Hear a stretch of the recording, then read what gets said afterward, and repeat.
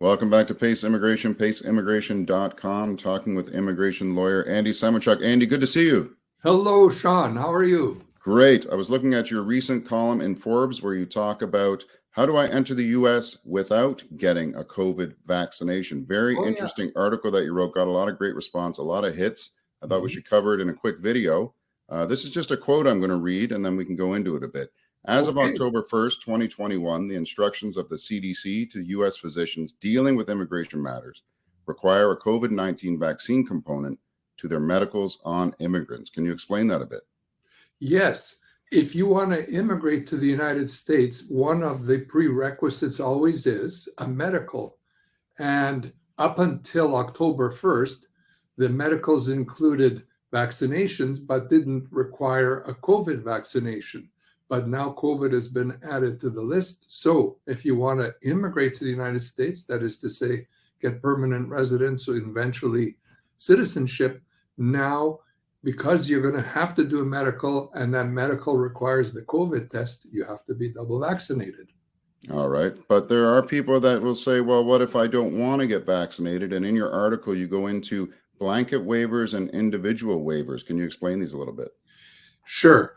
Blanket waivers are waivers that deal with situations where people simply cannot be vaccinated, such as, for example, perhaps you're in a country, perhaps in Africa, where vaccinations are not available or where doctors can't get the vaccine for you to get vaccinated. In such circumstances, or, for example, if a vaccine might be medically proven to be harmful to you in some way, in those kind of situations, you can get a waiver and therefore you do not need to be vaccinated. Okay. And the individual waivers? The individual waivers would deal with such things as I mentioned, the medical about, suppose you can get a doctor to say it actually fits in the individual.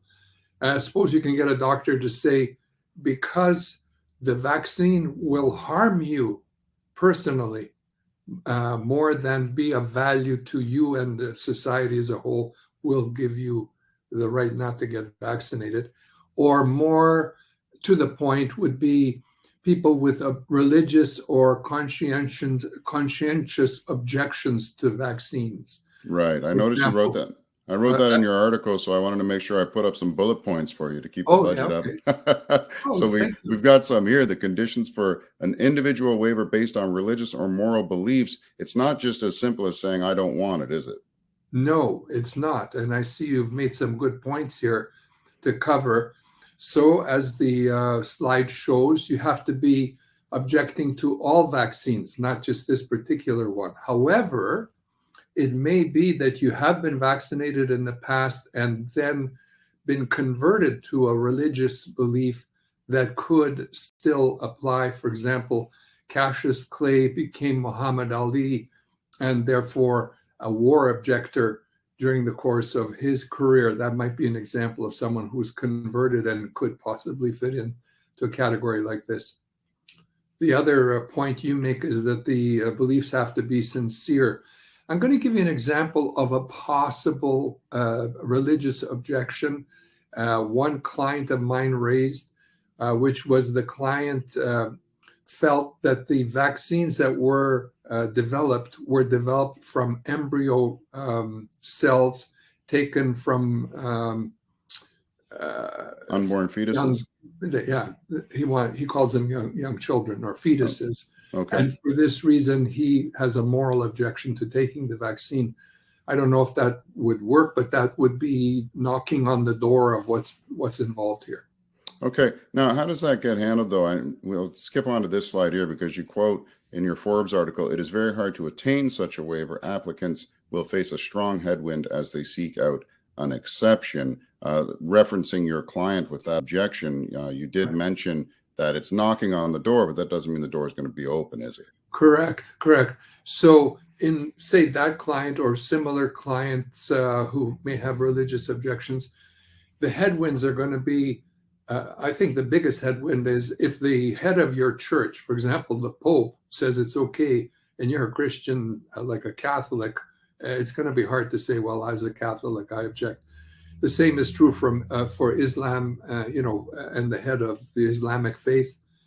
They've all the major religions in the world, the heads of the major religions, the imams, the rabbis, the Pope, and so on, have all cleared vaccination. So one of the big hurdles is going to be, well, you're head of your church has said, okay, so what do you mean you?